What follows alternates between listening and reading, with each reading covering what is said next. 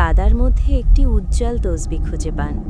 দাদু যখনই তসবিটা হাতে নিয়ে আল্লাহর নাম জপতেন, অলৌকিকভাবে তার ঘরের খালি দস্তরখান গরম খাবারে ভরে যেত। দাদু একা খেতেন না, প্রতিদিন গ্রামের ক্ষুধার্ত এতিম আর অসহায় মানুষদের ডেকে পেট ভরে খাওয়াতেন। কিন্তু এই আনন্দ শুনল না পাশের বাড়ির এক লোভী লোকের।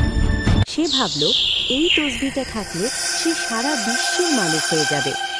এক রাতে দাদু যখন গভীর ঘুমে, তখন সে চুপি চুপি ঘরে ঢুকে তসবিটা চুরি করে নেয়।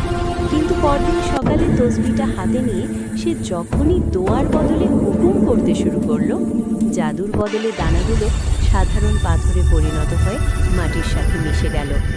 দাদু সকালে উঠে শূন্য জায়নামাজ দেখে সব বুঝতে পারেন, কিন্তু তিনি সেই চোরকে অভিশাপ দিলেন না। তিনি শুধু হাত তুলে আকাশের দিকে তাকিয়ে নিঃশব্দে কাঁদতে থাকলেন। নিজে না খেয়ে থাকার জন্য নয়, বরং সেই ছোট ছোট এতিম বাচ্চাগুলোর জন্য যারা আজ আবার না খেয়ে থাকবে। যদি গল্পটা আপনার মনে একটু ছোঁয়া দিয়ে থাকে, তবে একটি লাইক দিও। আর